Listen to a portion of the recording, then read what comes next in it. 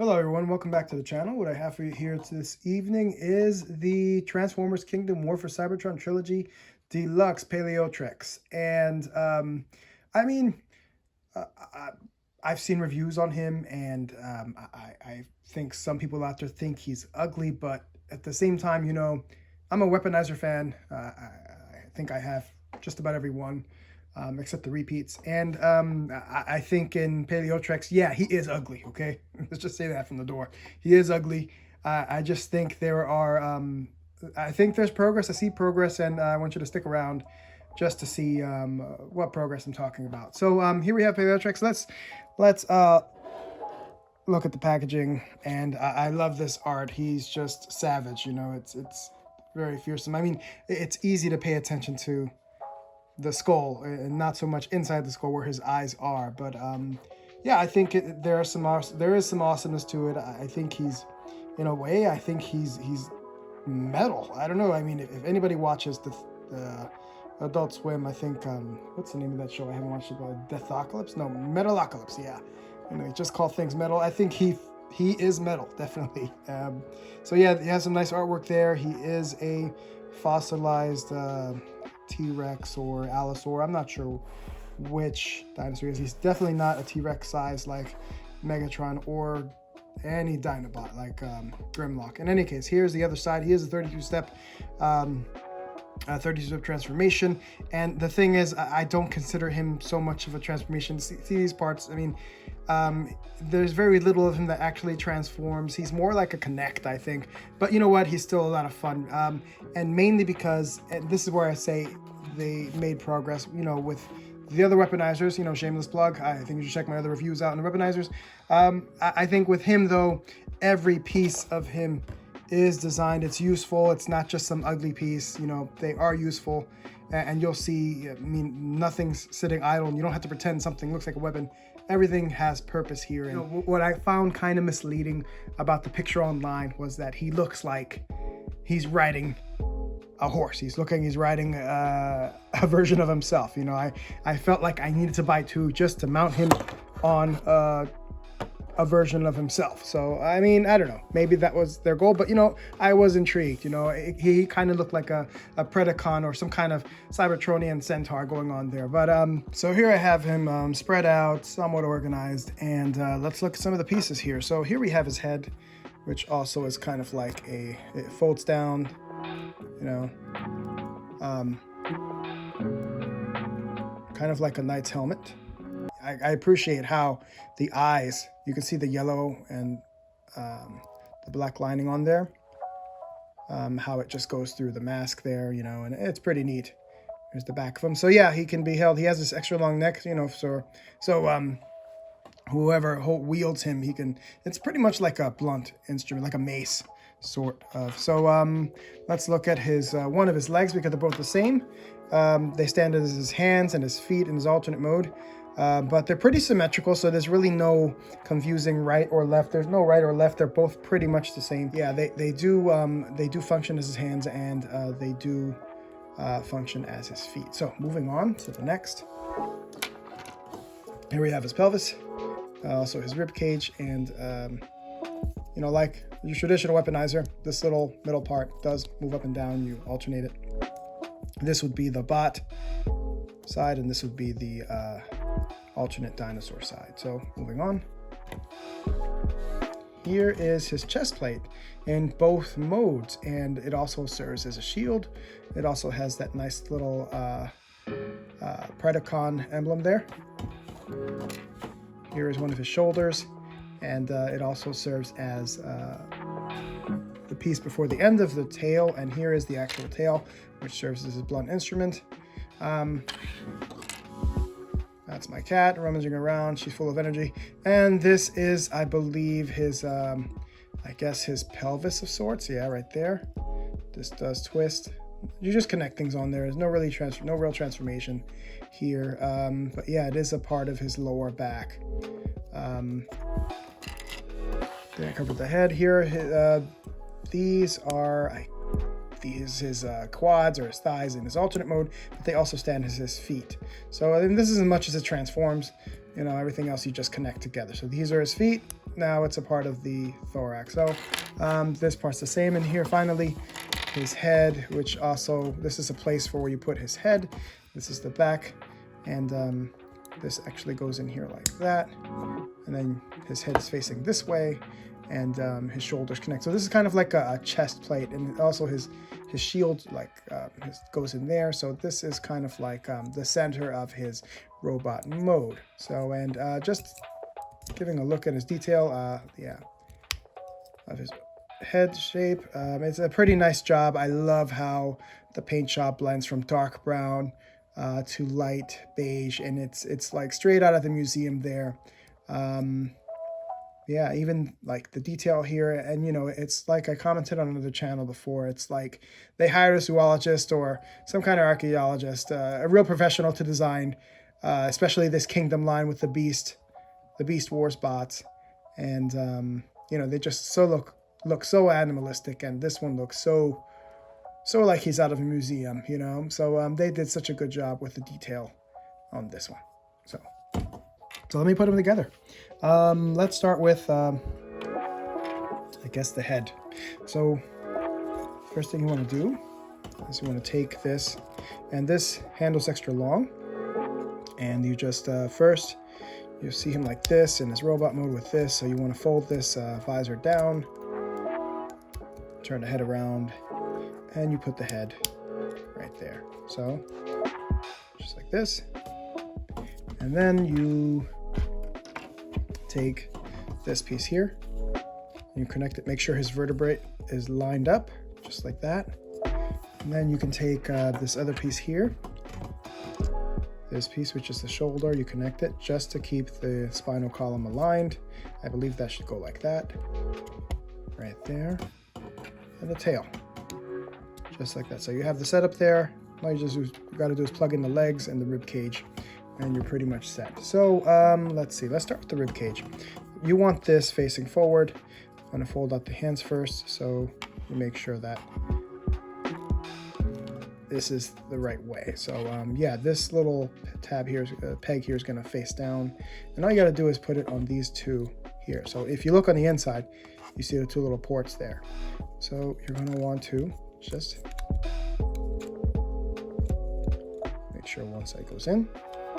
Now, another detail about this, you see, if you see this little piece here, these little tabs go in right there.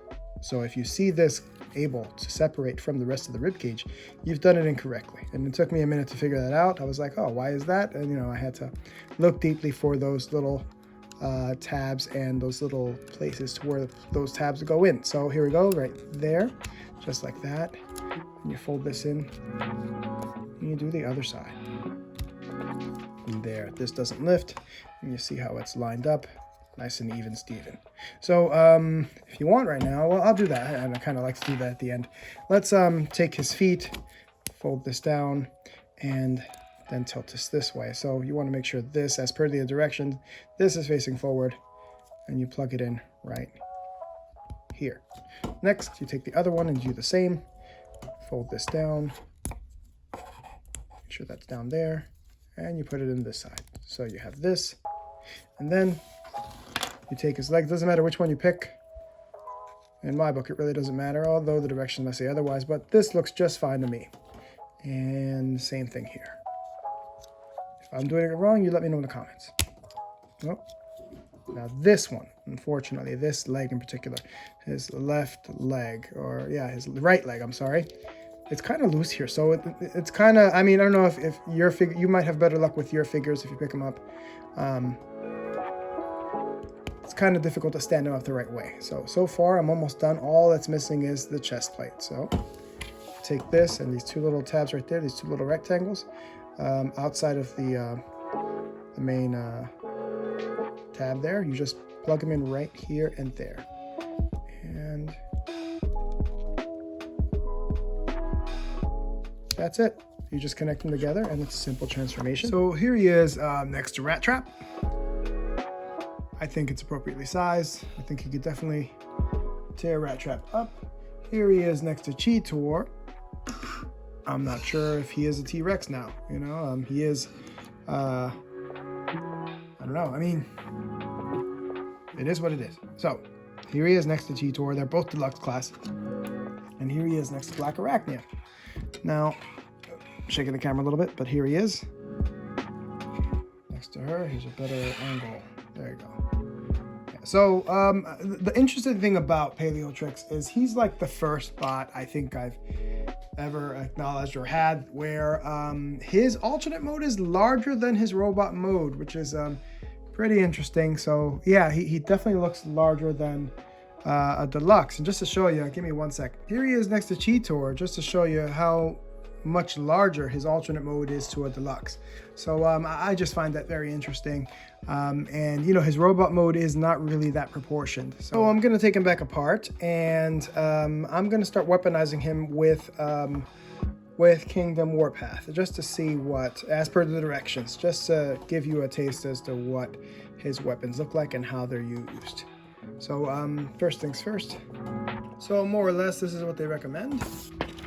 And here he is. Now, one little thing, there's really no room, not even in the mouth here, for any blast effect, you know, on Paleotrex. So I mean, just so you know. So this is what I have going on here. And like I said, I think his weapons are thought out before every other mode. So yeah, he has this really awesome axe thing here, long hilt there, or handle, I mean. And yeah, this is where I think he's metal. So let's look at his backpack here. He has some blasters here. You see, now it would have been nice if they would have taken these little pegs here and would have made them. I mean, they did it with vertebrae. They could have made these so that they are able to hold some sort of blast effect. So a few things I want to point out. First off, as per the directions, this is what it looks like. And I also kind of contradicted myself a moment ago where I said there is no room for blast effect. He does have some room for blast effect. My issue is that he doesn't have room for every blast effect. So this one, for example, would not fit anywhere on Paleotrex because it's only made for that tiny size peg there. So that could go on Warpath with no problem.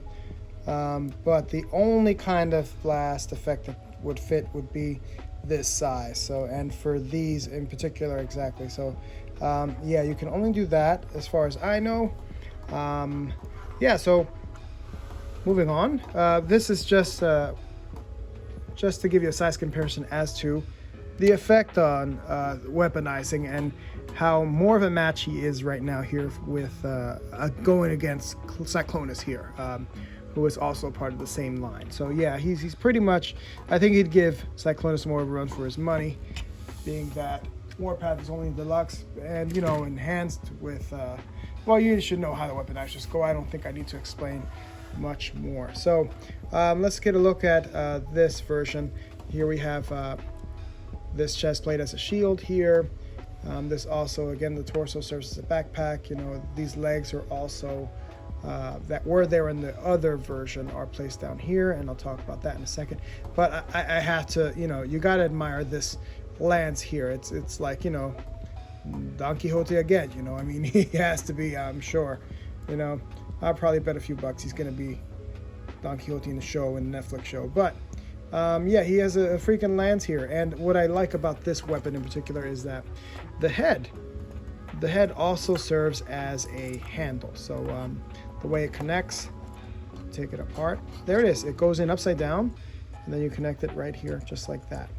And I think that's a really, you know, another reason for me to believe that they really considered the weapons before they considered the bot and the bot's alternate modes. So let's put it back together. Here he is with his head. You can just leave it just like that, really. You're just taking the head, and it is on this peg here that goes under the jaw there. So you just snap that in, and the head goes in just like that. And it's, you know, there's actually enough depth for it to go in. And if you want, you can raise the visor however you want, raise the visor at the end. I'll just leave it like that for now. And like I said, this is the centerpiece. So let's just start attaching stuff to the center. And you want this facing forward. This is the crotch plate. It goes right in like that. And his right arm, I believe his, left arm actually, That would go in right there. His right arm is actually this large piece here. And you know, the interesting thing about these fossilized, especially with these weaponized or fossils, whatever you want to call them, they are asymmetrical. They really don't match, you know, from left to right. So just one thing to note. So these are his feet, and just unfold this to make them flat. There is no angle tilt. I mean, he has he's just as articulate in every which way, but there's no angle tilt. That's one of the things that's missing.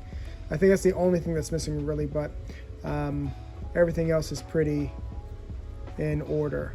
You know what? I have this not rotated the right way. There. Now, I think that's better. So, now, let's get the rest of them on. His hands, doesn't matter which side you put them in, just put them in the right position, and you plug them away. And like I mentioned earlier, he is disproportionate. His arms are longer than his legs. He has these chicken leg things going on, but that's fine. I mean, some dinosaurs are considered birds or related to birds. So if he looks like a chicken, so be it. And last but not least, you have the chest plate, which goes in right there. Plug it in that hole, and here he is. And just to prove my point, here he is in here's his weapon right there. Here he is in his robot mode. And now let's put him next to a regular deluxe like Cheetor again, just to show you. Now he's just the same size as Cheetor right there. So I think he's definitely deadlier in his beast mode or alternate mode, as they say. So here's one more cool thing you could do, I think. Just put it together in his alternate mode. But yeah, I think we have a super tank here going on here, like a Tim Burton tank, really. And yeah, I don't know. It's metal. It's all kinds of things. It's definitely a tank that can go faster.